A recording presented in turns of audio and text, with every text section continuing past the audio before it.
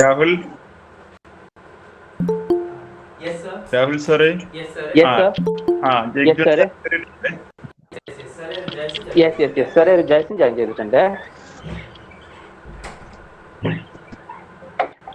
Jacob Chandy sir join ചെയ്തിട്ടുണ്ട്. കേൾക്കാം, ഞാനുണ്ട്. Okay sir, thank you sir. റിജായ്സ്? Yes, Rahul. Can you hear me?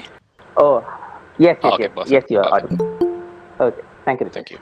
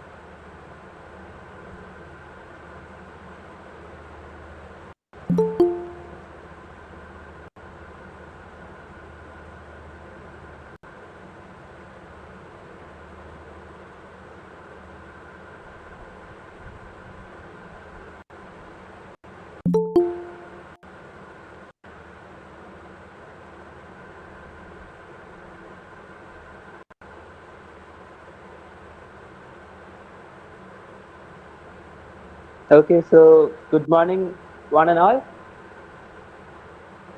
Am I audible? Yes. Sir. Yes, Good audible, morning, sir. one and all. Thank you, sir. Morning, morning.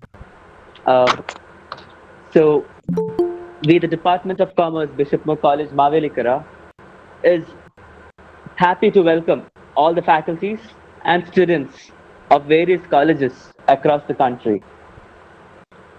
We are very happy to have our HOD and our principal. So, uh, before handing over the mic to the principal, I would like to introduce the topic to you. The topic on portfolio management in derivatives and commodities is a very important and interesting one these days, especially in the area of finance. Investment management and portfolio management are two diverse subjects when it comes to finance. To get a practical outlook of this area is an opportunity we shouldn't miss out. Today, we have this Mr. Vijay, who is an expert in this area and now Dr. Jacob Chandy, our principal, to share a few words and inaugurate the section.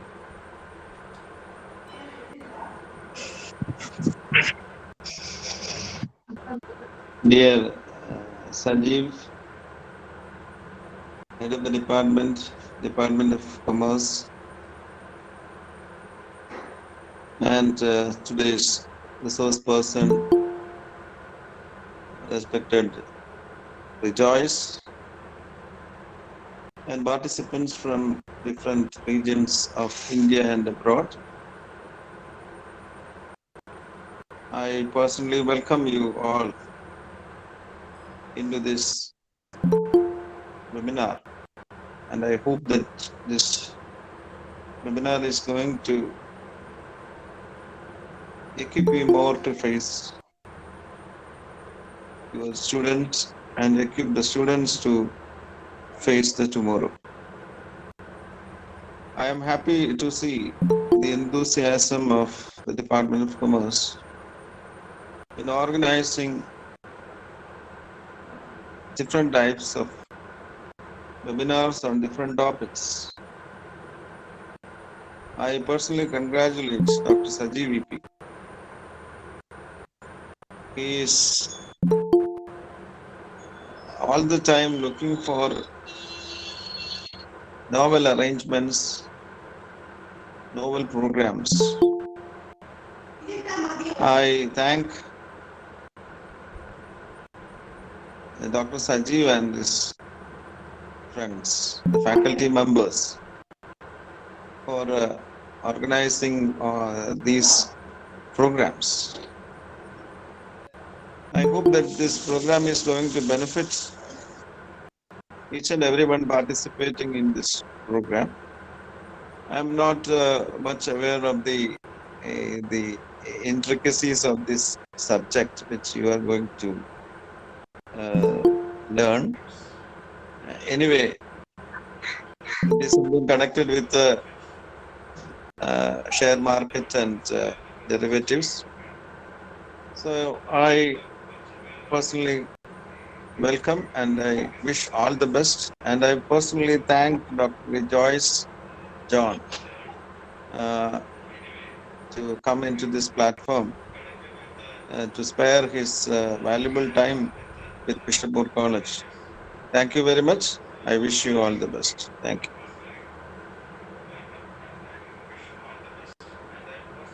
Thank you, Jacob Chandy, sir. Now, let's get into the main section. As I said earlier, I'm very happy here to welcome Mr. Rejoice John. Now, to say about him, he started his corporate life as a security uh, as a security order ticket runner on equity trade for his um, on his equity trade in his very young days of degree life. He completed his master's in finance from Christ University, Bangalore. He also has two other PG qualifications: applied finance from IIM Calcutta and data science and business intelligence from Great Lakes, that is a private business school in Chennai. His experience: he started as a trading analyst in crude oil at Futures First Mercury. After understanding international financial markets on international energy and equity markets, he started dealing more into derivatives. In 2012, he started focusing on fixed income securities like interest rate derivatives, swaps, and bonds in USA, Europe, and Australian economies. Later on, he was entrusted with the duty of deputy manager in global derivatives, specializing in agriculture, energy, and fixed income derivatives. In 2019, he became the operation manager for energy projects at Royal Dutch Shell Company. Currently, he is the global manager for market risk at Royal Dutch Company. Royal Dutch Company is a company which is one of the very leading companies in the Fortune 500, Fortune 500 companies. Rejoice is a very experienced person in the field of portfolio and derivatives. He's personally known to me from school days, from being a head boy to being my external guide for my MCOM dissertation. So we welcome you, Rejoice, with our whole heart. And over to you, Rejoice. Thank you. Thank you for the opportunity, and I'm going to just I can I understand whether everyone can hear me clearly. Yes, Rejoice. Oh, Very Go well. ahead. great. Yes, thank you so much. Yes. I'll just share my screen, and while I do that, I'll just give a little more details. So I began my career in crude oil trading, and then expanded across fixed income markets and other derivative space. Just to be clear, as we go into portfolio management, I do not have a wide experience in equity share analysis. Therefore, it is the intention of the presentation would be to dwell a little more in detail and further take you down the path of how international derivative markets function and how one could look at building and managing even either your equity portfolio or look at building your own portfolio in derivatives. Can I have a confirmation whether you are able to see my presentation at the moment? Yes, Rejoice. Yes, Rejoice. Perfect. It is visible. Thank It you. is visible. Thank you. Great. Jumping right in, derivatives, as many would have learned, either as a course or would out of personal interest, you would realize that there are many types of derivatives that are out there. My intention is to keep it as interactive as possible. So I would invite everyone or anyone who is brave enough to come off mute and share their thoughts. So in derivatives, if I were to define it in simple terms, or what would one explain it? If you had to explain derivatives to a layman, how would you call it?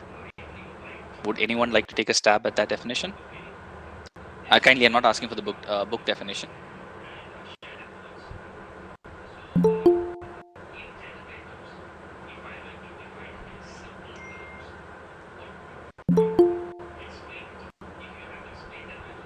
Saturday morning, and everyone's a little slow, I believe. Fair enough. It is a risk Yes, please. mitigating device. It's a risk mitigating device. Fair, good. Any other thoughts, or would anyone else would like to share a different opinion on it? But it is correct. It's a risk mitigating device.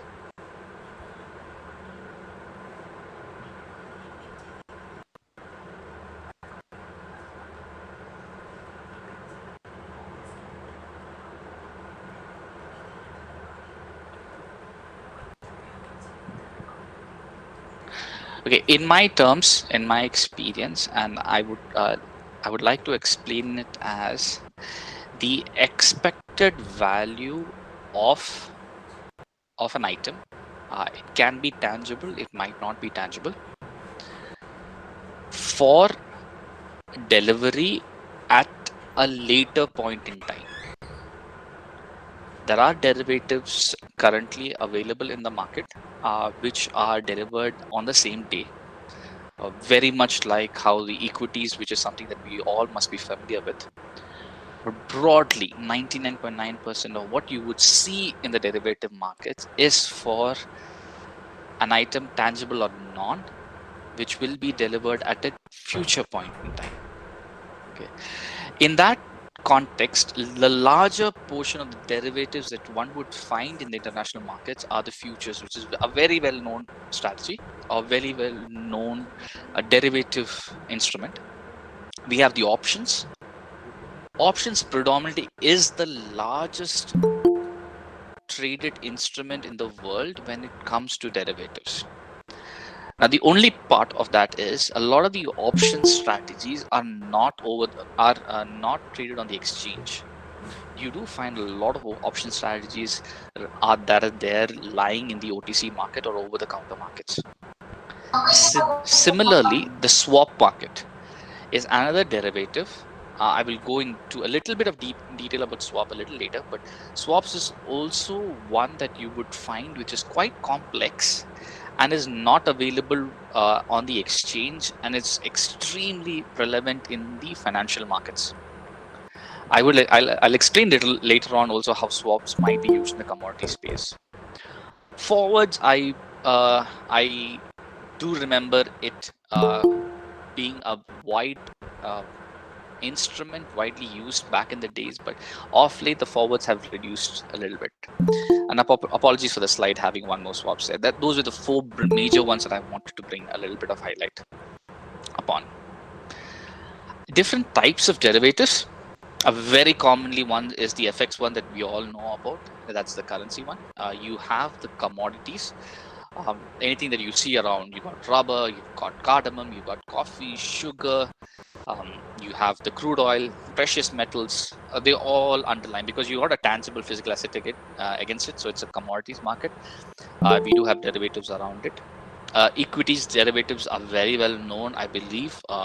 You open an account in ICICI, Zerodha, name it. Everyone's got a futures market out, or an option out there in the equity space. Fixed income is another one. I know a lot of the finance students or experienced people that are there in today's meeting would know bonds, but I would also like to bring you close to interest rate derivatives. Interest rate derivative. Does anyone know what interest rate derivatives is? If you do, I would encourage if you could come off mute and share. What do you know about interest rate derivatives?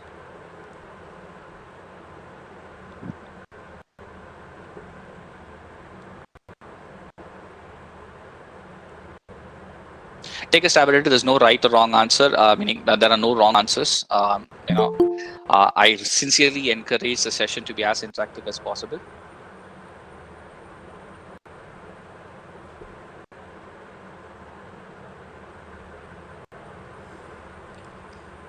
Okay, I'll take. So interest rate derivatives is the rate what the central bank would decide or would maintain it at a future point in time.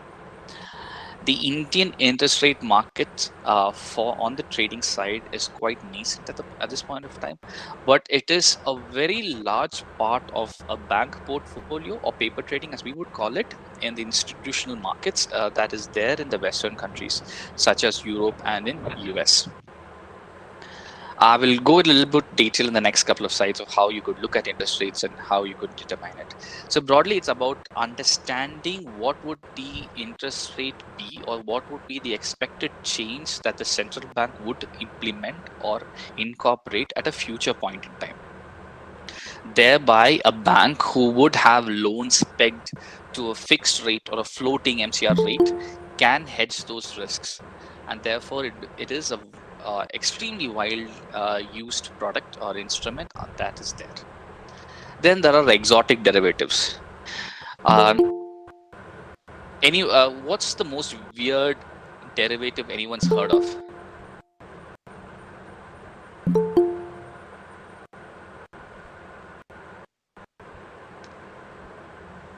So back in 2004, when I started my first stab at trading, one of the very common derivative that was available in the US market was called the box office derivatives.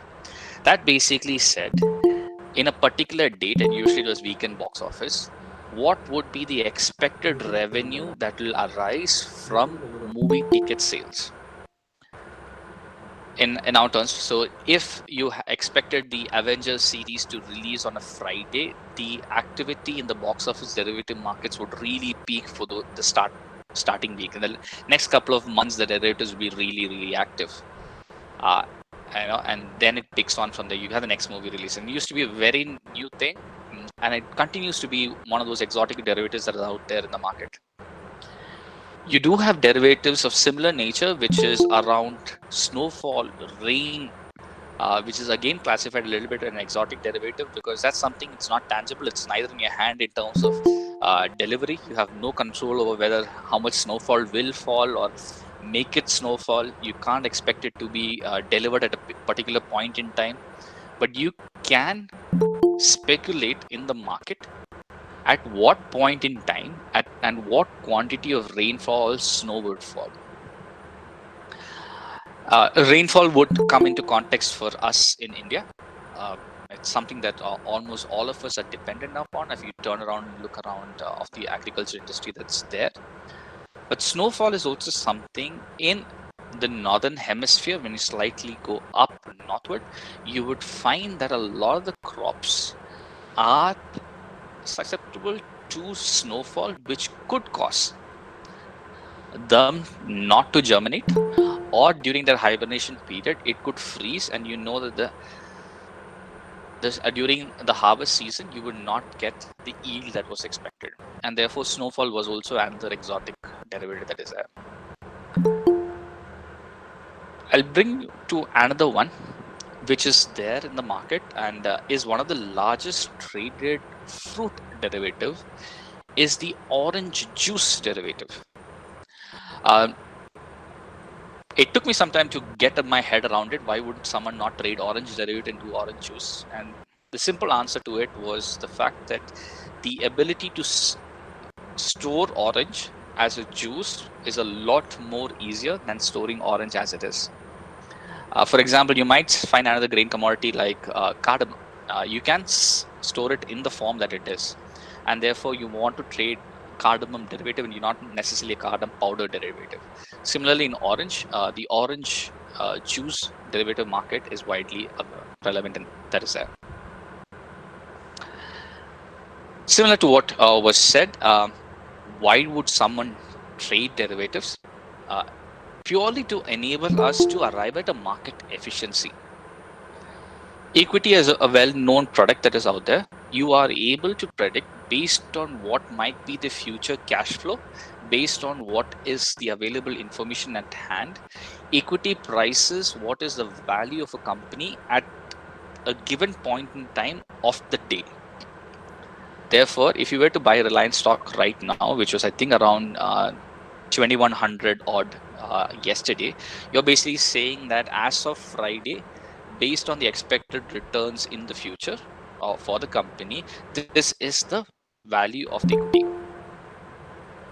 You use derivatives also for the hedging risk, and that's probably one of the largest reasons why people use derivatives. Price discovery being the third point.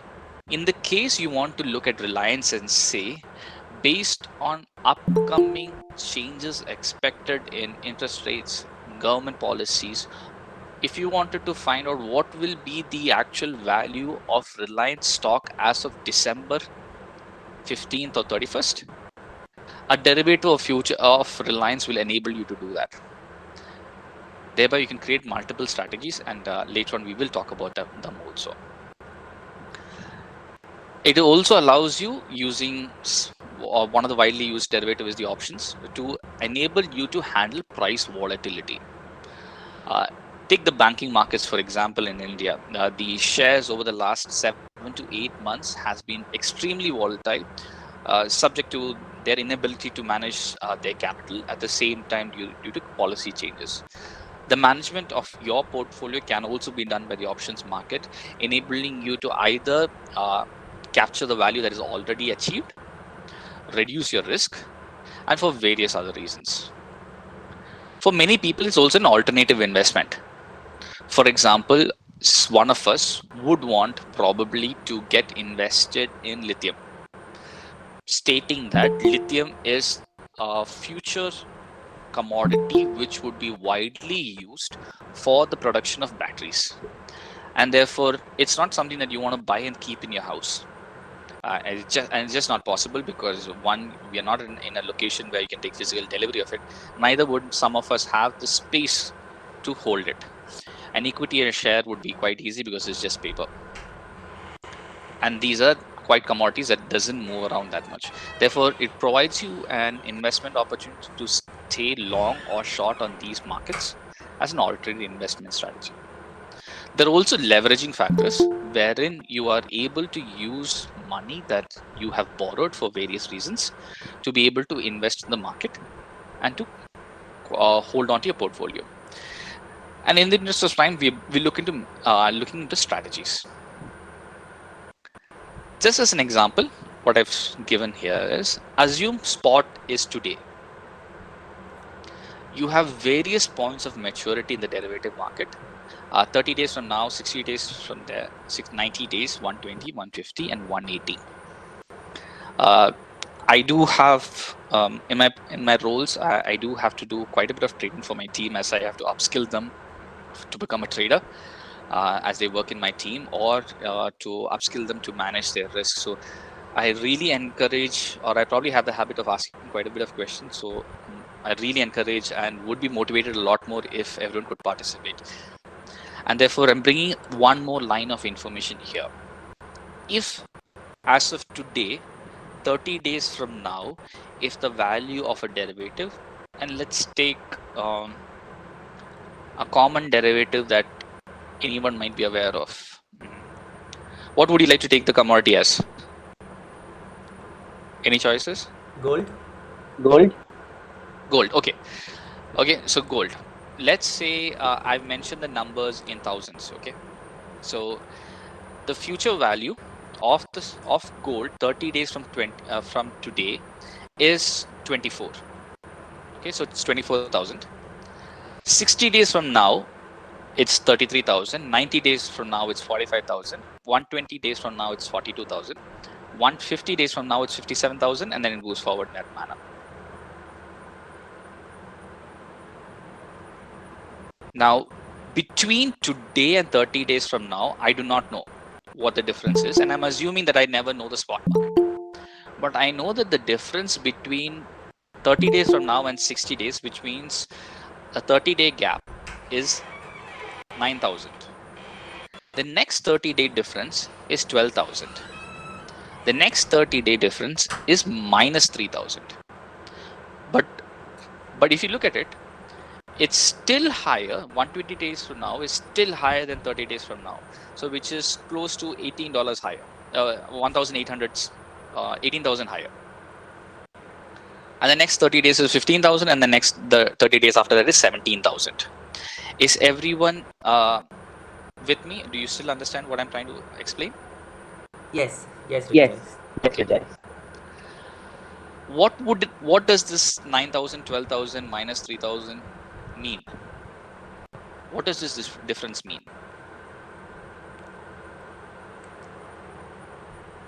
It's the change in price. It's the change in price value. or the change in value. It is yes. It is the expected change in value of an asset in this case.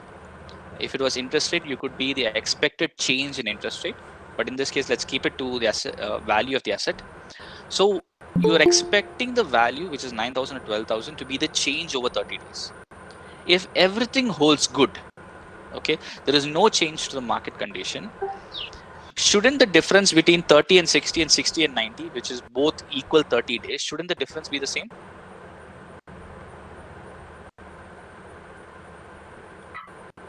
Yes. Yes. It should Yes. be. But it is never the same. Why would that be the case?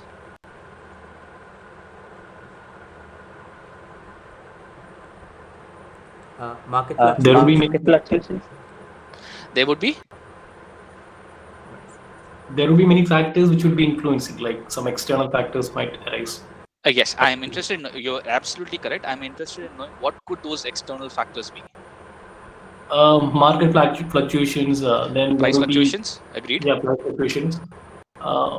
Then again, climatic conditions, a lot of factors could influence. So if it's in gold, what would it be?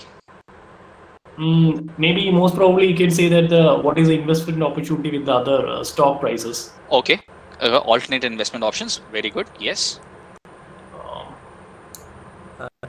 Demand and supply.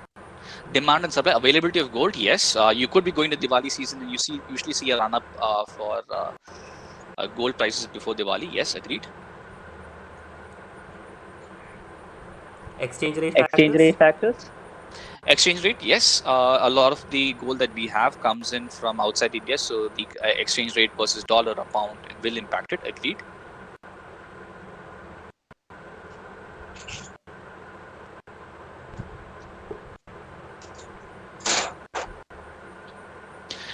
Interest rates. Let's say you've leveraged money and you've taken money from the bank to buy gold.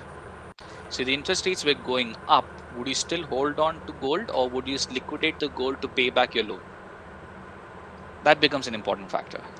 Let's say you are in the business and you have a physical storage for gold and you are at full capacity and you can't store more. Therefore, you will not go into the market to buy more gold. Therefore, the demand of gold would go down. Not the right term, but I would think in my head as a classification that the 9,000 and the 12,000, the difference between two dates is your cost of carry. What is the cost that you would incur if you were to hold, in this case, gold for 30 days more? That is why if you were to look at the derivative markets for future expiries, you would see that the difference keeps changing. Now, if the cost of carry is going up from 9 to 12, what does it mean? For a fixed 30 days period, you're expecting or you're visually seeing that the cost of carry is going up.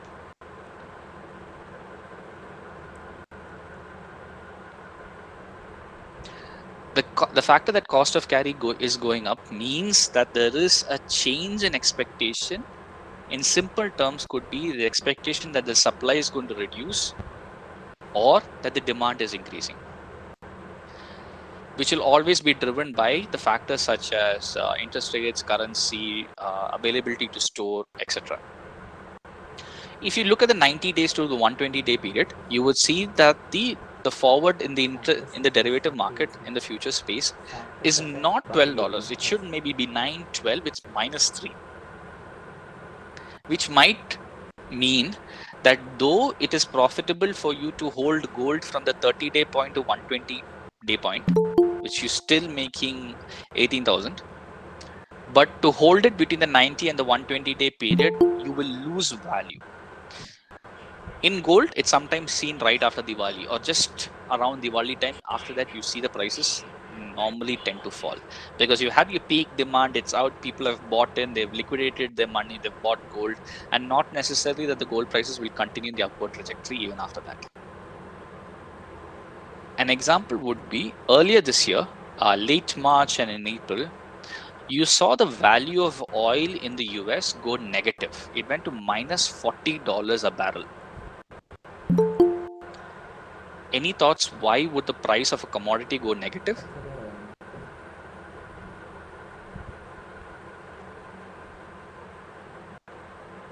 See, textbook tells it's not possible because there was a cost to make a manufacturer take oil out of the ground. Therefore, theoretically, it is impossible for the value of oil to go negative. That's what textbook taught you.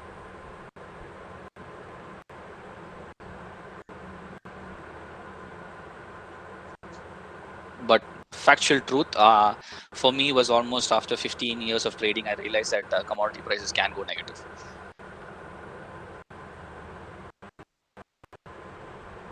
Why would oil go negative, or why would a commodity go negative? Hello. Yes, please. I can hear Sir, you. it was due to the stockpiling, the large companies, because they could not hold it. They could not incur the huge cost associated with maintaining the stock. Brilliant. Stock was Brilliant. piling. Yes, Yes. exactly. So in that particular case, there was such an ample supply of crude oil already available at the delivery location. And if any more oil were to come, there was no interest to pick up oil. So what the players in the market said is, I would rather give it off at whatever money I can get, or even at a cost that I will give you money to take oil from me. And that created a spiral effect that it went down to minus 40 and then bounced back up quite quickly after that also. So there are occasions, because it's derivatives, that the market can remain more irrational than you and I can remain liquid.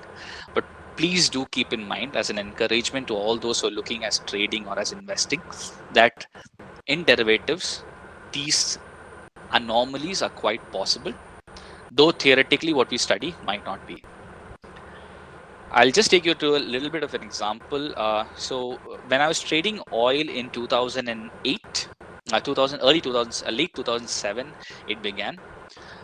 We used to track the amount of oil in storage in North America. This is a weekly data which directly says that if there's more oil available, the prices should theoretically go down because you have cheaper oil available already in storage. We had 19 consecutive weeks where the data said that the oil stocks were building up, which means there was lesser offtake to refineries, there was lesser demand for diesel, petrol, etc. And therefore the oil prices should have come down, but 19 weeks in a row stocks went up and oil continued to go up. It went from $120 to $147, $149 a barrel before it started correcting. The prices started correcting.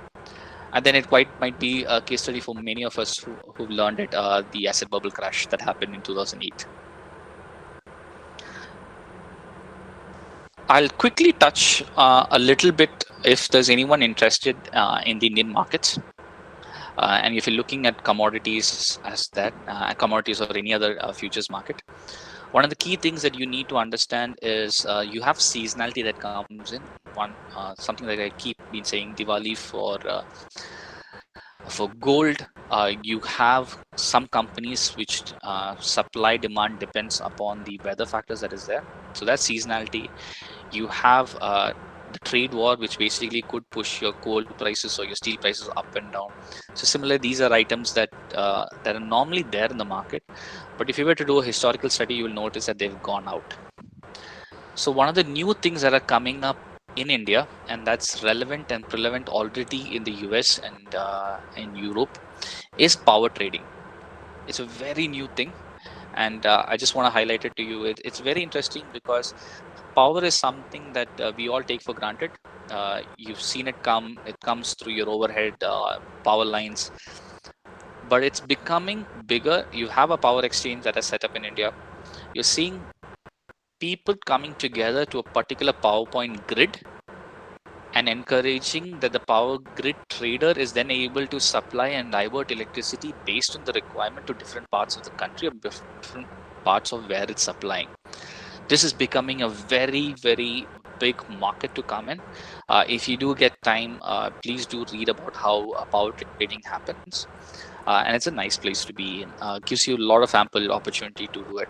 For example, power trading, the rates that go for office space is different than retail, meaning at homes. And off late, due to the pandemic, as people are residing at homes, the usage at home has gone up. Therefore, the distribution and the method of electricity power has changed, which did give a lot of traders an opportunity to capitalize on it. Similarly, another way to look at it is, normally power consumption in offices don't change that much. So therefore, people were used to seeing that power between 9 in the morning till 7, 8 in the evening used to peak because everyone's in office. And in the nights, they would dip because you're back home, the temperatures drop, you necessarily not be using your air conditioning or fan that much or lights. But because all of us are working from home and many have started working longer hours, the dip in power utilization has changed. It necessarily doesn't dip after 7, 8 because you're home. A lot of us are still at home. You still continue to watch television, use electricity, and you're working late into the evenings, or people are studying later in the evenings. So the consumption peak is moved towards 12, 1 in the night, which has made a lot of people change their portfolios in terms of how they trade these markets. Another big thing is LNG. I'm currently in Bangalore at the moment. I live on a stretch of street where almost every apartment is provided by piped gas. Rather than the normal gas cylinders that many people in India might be used to, I do realize that the people who have logged in from the international locations probably would already be comfortable with the fact that gas is available through a piped source. So this is a big space. LNG predominantly was not a space where a lot of people participated because it involved huge infrastructure cost inside the ports to liquidify it and move it around, but that's picking up.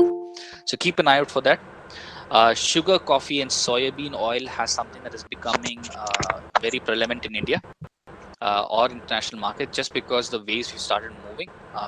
Simple terms, I would say that the consumption of coffee and sugar has gone up because we tend to keep ourselves, a need for us to keep ourselves more awake. That's on a lighter note, but that's something that is there. You would see cardamom and rubber has also picked up interest quite a bit. Everyone's interested in the yellow metal gold, and I'm just going to bring yourself to a chart on your left, if you were to see it. The left is the Dow Jones index, and the orange one is your Dow Jones index, and the blue line on that is your gold. So somewhere, if you had invested your money in 2005 in gold and or Nifty, or let's say in Dow Jones index in this example, your returns would have been a lot higher if you were to stay long in the equity markets.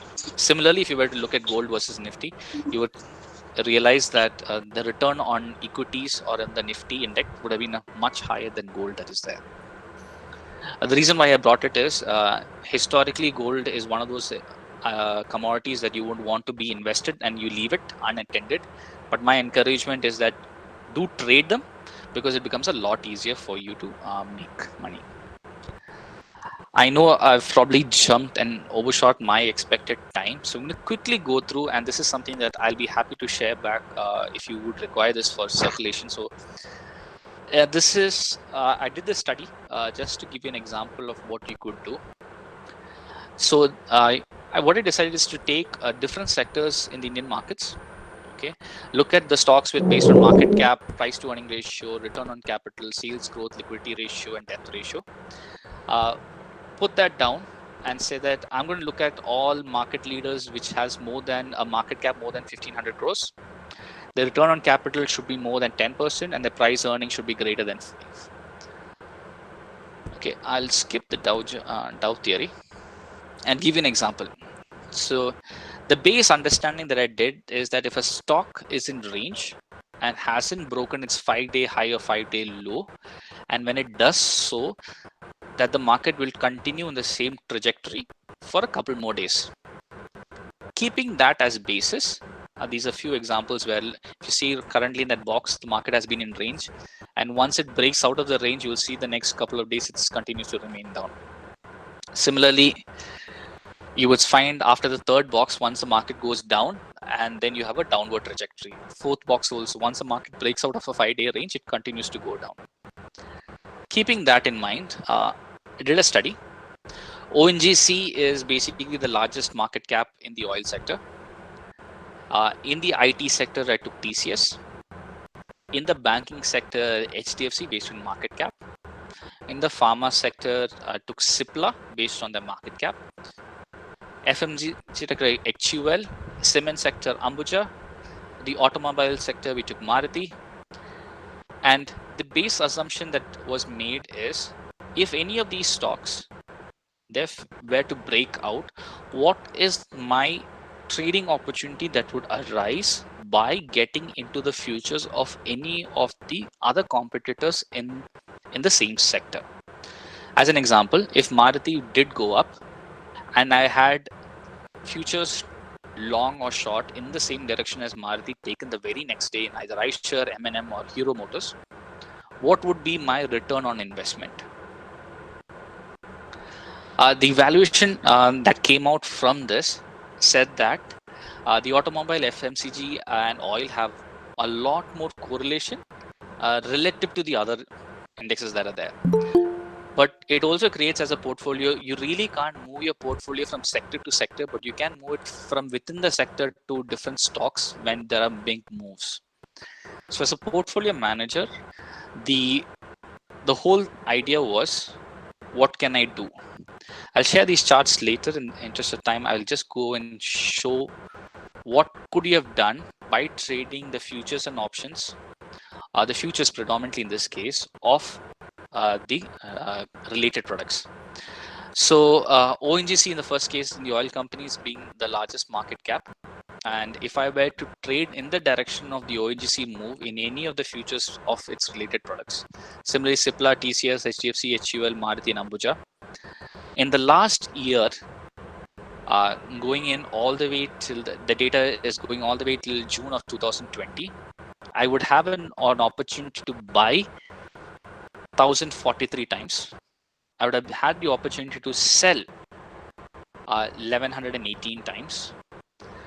Totally 2161 would have been my number of trades. So if you average 200 trading sessions, you basically got 10 trades a day in the futures and options space, your P&L return on those trades would be 42,241, which means an average 19 rupees per trade. I do realize that the cost of trading has not been inculcated into this, but that is there. And if you were only to stick to the highly correlated markets such as FMCG, auto, and energy, you would have further optimized your portfolio through derivatives, through the effect of looking at one of the leaders in the market, to 30,000 return from a 976 trades. Just to give an example, if I had done the same thing in 2019, backtesting the data, you see the orange line being the same portfolio and Nifty being the return on the bottom. I just showed that it is it's possibly one of the strategies that someone could follow by using the future space in the Indian equity markets to tag or probably flag the market leaders and trade as something that was usually called a pair trading strategy that was historically followed by many traders back in the day. Those were predominantly only in the equity space, but you could look at pair trading even in the futures markets in India. I end the presentation with this, and sincerely encourage, if there are any questions, I'm glad to take them up. Or if there is any further deep dives that you would like to know, I'm happy to do so. Thank you. Thank you so much for your time.